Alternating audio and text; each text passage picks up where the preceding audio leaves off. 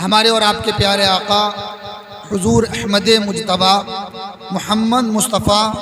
سید عالم صلی اللہ تعالی علیہ وسلم کی یوم ولادت کی خوشی میں منعقد کی گئی ہے۔ میں اللہ رب العزت کی بارگاہ میں صمیم قلب سے دعا گو ہوں اللہ رب العزت ہماری اس محفل کو قبول فرمائے اور حق بولنے، حق سننے، حق پر عمل کرنے کی توفیق عطا فرمائے۔ اچھا آپ لوگ یہ بتائیے کیا آدھے گھنٹے تک مجھے سن سکتے ہیں؟ تکلیف تو نہیں ہے کوئی؟ ہاں، میں انشاءاللہ آدھے گھنٹہ تقریر کروں گا کیونکہ 1 بج چکا ہے، اور اللہ سے دعا کرتا ہوں کہ اللہ رب العزت ہماری اس محفل کو قبول فرما لے۔ لیکن میری آپ تمام حضرات سے گزارش ہے، اگر آپ مجھے واقعی سننا چاہتے ہیں اور آپ نے مجھے بلایا ہے اور آپ اپنی محبتوں کا اظہار کرنا چاہتے ہیں تو بہت سنجیدہ مزاج ہو کر اور خاموشی والا ماحول بنا کر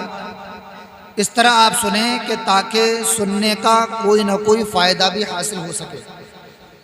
کیونکہ اگر سنجیدہ مزاج ہو کر ہم گفتگو نہ سنیں تو ایسا نہ ہو کہ میں کچھ اور کہوں آپ کچھ اور سمجھ بیٹھیں۔ اور ویسے بھی ہمارے یہاں آنے کا مقصد نہ کوئی منورنجن کرنا ہے، نہ انجوائے کرنا ہے، بلکہ ہمیں اللہ و رسول کا ذکر کرنا ہے۔ اور جب ہم حضور کی محبت میں یہاں جمع ہوئے ہیں تو ہمارے لیے یہ لازم ہے کہ ہم اپنے محبوب کی باتوں کو غور سے سنیں۔ اللہ کے رسول صلی اللہ تعالی علیہ وسلم کی شان اور آپ کی ذات گرامی وہ ذات ہے کہ اللہ نے آپ کے جیسا نہ کبھی کسی کو بنایا، نہ قیامت تک کوئی حضور کے جیسا آ سکتا ہے۔ اس کا تھوڑا ایکو کم کرو اور آواز تھوڑی سی بڑھاؤ کیونکہ دور سے بولوں گا میں۔ اللہ نے یوں تو بے شمار مخلوقات پیدا فرمائی ہیں، انسان، جنات، چرند پرند، پیڑ پودے، پہاڑ، ندیاں، سمندر، مگر ان تمام مخلوقات میں اللہ نے ایک ایسی مخلوق کو پیدا فرمایا کہ جسے انسان کہا جاتا ہے۔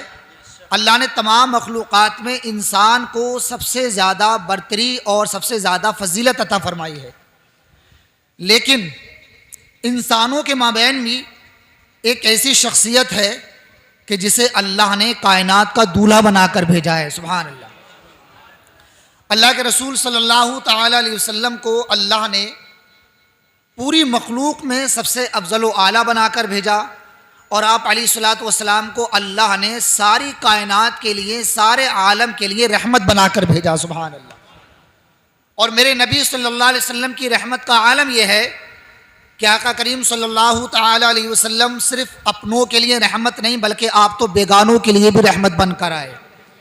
شاعر نے لکھا ہے، وہ نبیوں میں رحمت لقب پانے والا، مراد غریبوں کی بر لانے والا، مصیبت میں غیروں کے کام آنے والا، وہ اپنے پرائے کا غم کھانے والا۔ اللہ کے رسول صلی اللہ تعالی علیہ وسلم جب اس دنیا میں تشریف لائے، آپ کی تشریف آوری سے پہلے جب ہم عرب کا ماحول دیکھتے ہیں تو ایک عجیب و غریب ماحول عرب کا ہمارے سامنے ہے کہ عرب کے ماحول میں عورتوں کو منحوس سمجھا جاتا تھا، عورتوں کو ذلیل سمجھا جاتا تھا،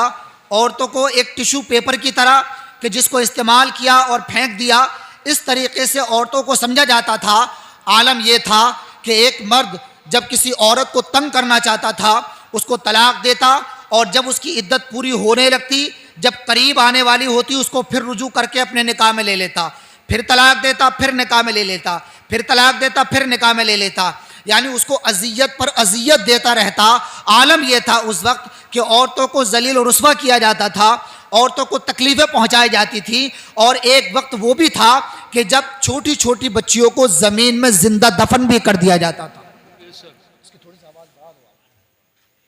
یہ کو بند کر دیا لیکن آواز تھوڑی بڑھاؤ۔ بچیوں کو زندہ زمین میں دفن کر دیا جاتا تھا،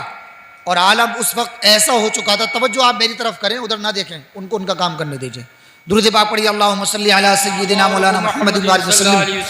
صلی اللہ تعالی علیہ وسلم۔ اللہ کے رسول صلی اللہ تعالی علیہ وسلم جب اس دنیا میں تشریف لائے تو اس وقت عرب کا حال یہ تھا کہ عرب کے لوگ آپس میں اتنی زیادہ لڑائیاں اور جھگڑے اور خونریزیاں کیا کرتے تھے،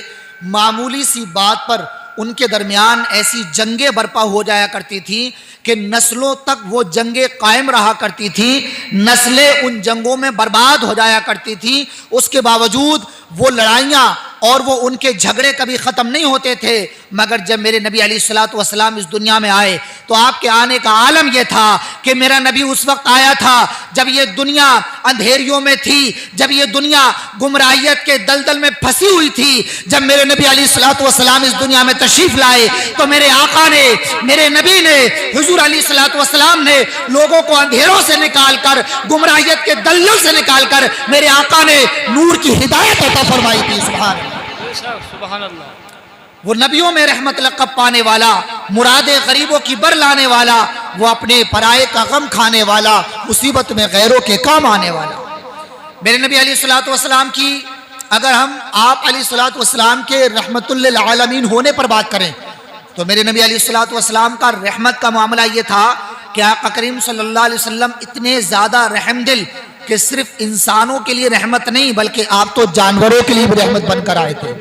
صرف اپنوں کے لیے رحمت بن کر نہیں آئے بلکہ بیگانوں کے لیے بھی رحمت بن کر آئے تھے۔ میں آپ کو بتاتا ہوا چلوں کہ ایک موقع پر اللہ کے رسول صلی اللہ علیہ وسلم اپنے ایک جانثار صحابی کے ساتھ گھر میں تشریف لاتے ہیں۔ جب آپ گھر میں تشریف لائے تو آپ نے کیا دیکھا کہ آپ کے بستر پر ایک بلی ہے جو آرام کر رہی ہے۔ اب جیسی جو صحابی آپ کے ساتھ آئے تھے انہوں نے چاہا کہ بلی کو ہٹا دیا جائے تاکہ آقا کریم صلی اللہ علیہ وسلم اپنے بستر پر آرام فرما ہو جائیں، مگر میرے نبی نے انگلی سے اشارہ کیا اور فرمایا کہ نہیں، بلی کو آرام کرنے دو، بلی کو سونے دو، اس کو نہ جگاؤ، اس کی نیند میں خلل واقع ہو جائے گا۔ چنانچہ صحابی نے اپنے اس عمل سے باز آ گئے اور آپ واپس چلے گئے۔ اللہ کے رسول علیہ الصلوۃ والسلام زمین پر تشریف فرما ہوئے اور آپ زمین پر آرام فرما ہوئے، آپ زمین پر سو گئے۔ آپ کی آنکھ جب ایک رات کے حصے میں کھلتی ہے آپ کیا دیکھتے ہیں کہ بلی جو آپ کے بستر پر آرام فرما تھی، جو آپ کے بستر پر سو رہی تھی، وہ اپنی نیند پوری کر کے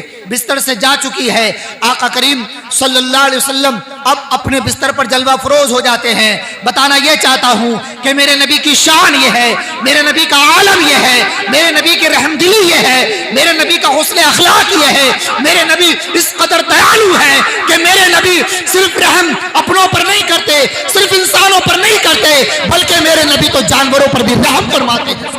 نعرہ تکبیر، نعرہ رسالت، سرکار کی آمد، دلدار کی آمد، جشن عید میلاد النبی، علماء کرام، نعرہ تکبیر۔ اللہ نے اپنے محبوب کو ایسا با اخلاق اور ایسا رحیم بنایا ہے کہ آج تک نہ کوئی ایسا آ سکا ہے نہ قیامت تک کوئی آ سکتا ہے۔ سبحان اللہ۔ اللہ کے رسول صلی اللہ علیہ وسلم کی سیرت جب ہم پڑھتے ہیں تو سیرت کی کتابوں میں جو بڑی مشہور کتابیں ہیں، سیرت ابن ہشام، ان کتابوں کے اندر بھی ایک بات لکھی ہوئی ہے کہ جب اللہ کے رسول صلی اللہ علیہ وسلم طائف گئے دعوت اسلام دینے کے لیے، جب آپ طائف پہنچے تو وہاں کے لوگوں کو، جو کفار و مشرکین کی جماعت تھی، جو کفار و مشرکین وہ لوگ تھے، اللہ کے رسول علیہ الصلوۃ والسلام نے اسلام کی دعوت ان کے سامنے پیش فرمائی۔ جب حضور نے ان کے سامنے اسلام کی دعوت پیش فرمائی تو وہ ایک دم سے جو ہے وہ غصے میں آ گئے اور آپے سے باہر آ گئے، اور ان کا عالم یہ تھا کہ اللہ کے رسول علیہ الصلوۃ والسلام پر انہوں نے پتھروں کی برسات کرنا شروع کر دی۔ توجہ ہے میری طرف؟ آج ہم یہ کہہ دیتے ہیں کہ ہم حضور کا دامن نہیں چھوڑیں گے، کیا ہم نے اللہ کے رسول صلی اللہ علیہ وسلم کی سنتوں کو اپنایا ہے؟ حضور کے دامن کو پکڑنے کا مطلب کیا ہے؟ حضور کے دامن کو پکڑنے کا مطلب یہ ہے کہ جس طرح سے میرے نبی نے اپنے شب و روز گزارے، جیسے حضور نے اپنی زندگی گزاری، ہم بھی آقا کریم صلی اللہ علیہ وسلم کی سنتوں کو پابندی سے پکڑ لیں اور آپ کی سنتوں پر چلتے ہوئے اس دنیا سے چلے جائیں، کہ جب تک زندگی رہے محبوب کے غلام بن کر رہیں، اور جب دنیا سے جائیں تو محبوب کی محبت میں جائیں، اور جب محبوب کی محبت میں دنیا سے جائیں گے تو پھر ہم یہ کہیں گے کہ خلد میں ہوگا ہمارا داخلہ اس شان سے، خلد میں ہوگا ہمارا داخلہ اس شان سے، یا رسول اللہ کا نعرہ لگاتے جائیں۔ میرے نبی علیہ الصلوۃ والسلام جب طائف گئے، پتھروں کی برسات کی گئی، اللہ کے رسول صلی اللہ علیہ وسلم کے قدم مبارک میں لوگوں نے پتھر مارے اور آپ کے قدم مبارک سے خون نکلنا شروع ہو گیا، یہاں تک کہ جو آپ نالین شریفین پہنے ہوئے تھے وہ بھی خون سے لت پت ہو گئے۔ اور اس کے بعد حضرت جبریل آتے ہیں، عرض کرتے ہیں یا رسول اللہ علیہ السلام، آپ اگر حکم دیں تو میں ایک فرشتہ ہے جس کی حکومت پہاڑوں پر ہے، میں اس کو بولوں گا، اس کو حکم سناؤں گا، اور وہ فرشتہ جو طائف کے درمیان، جو طائف جس کے درمیان پہاڑوں کے درمیان ہے، ان دونوں پہاڑوں کو ملا دے گا، اور یہ قوم صفحہ ہستی سے ہمیشہ کے لیے ختم کر دی جائے گی، نیست و نابود کر دی جائے گی۔ اور اسی کے ساتھ صحابہ نے بھی آپ سے عرض کیا یا رسول اللہ آپ ان کے لیے بد دعا فرما دے۔ یقین مانے اگر میرا نبی اس وقت بد دعا فرما دیتا تو آج تک قیامت تک طائف کے لوگ دنیا کے اندر موجود نہ ہوتے، مگر سیرت کی کتابوں میں لکھا ہوا ہے، صحیح بخاری کے بھی الفاظ ہیں، حضرت عائشہ سے روایت ہے کہ جب ان لوگوں نے یہ کہا کہ یا رسول اللہ آپ ان کے لیے بد دعا فرما دے ہیں، بد دعا فرما دے، میرے نبی علیہ الصلوۃ والسلام نے اپنے دونوں ہاتھوں کو اٹھایا، اپنے لبھائے مبارکہ کو جنبش دی،